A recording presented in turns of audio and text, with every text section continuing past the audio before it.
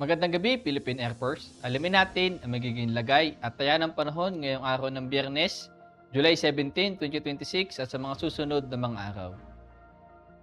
Para sa ating synoptic situation, wala naman tayong minomonitor na low pressure area o bagyo sa loob ng Philippine Area of Responsibility. Ngunit patuloy na nakakapekto ang southwest monsoon dito sa extreme northern Luzon.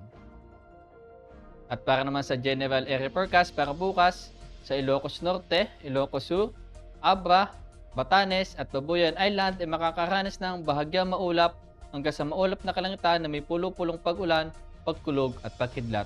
Dulot yan ng southwest monsoon.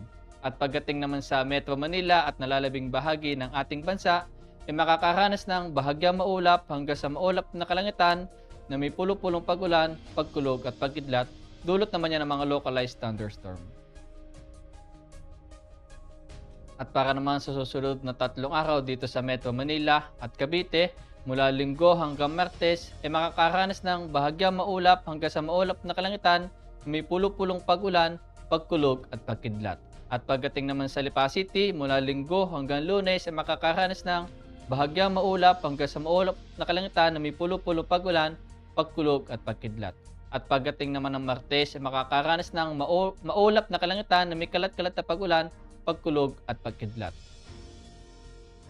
At pagdating naman sa Angeles, mula Linggo hanggang Martes, ay makakaranas ng maulap na kalangitan na may kalat-kalat na pag-ulan, pagkulog at pagkidlat.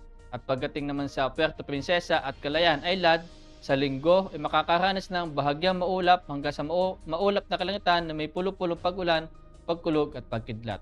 At pagdating naman sa Lunes at Martes ay makakaranas ng maulap na kalangitan na may kalat-kalat na pag-ulan, pagkulog at pagkidlat.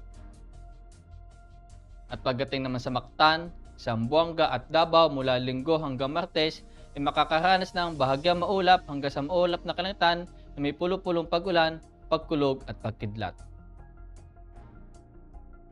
Ang araw ay sumikat kanina ng 6:29 PM at sisikat bukas ng umaga ng 5:36 AM. Para naman sa moon illumination, meron tayong 12% increasing.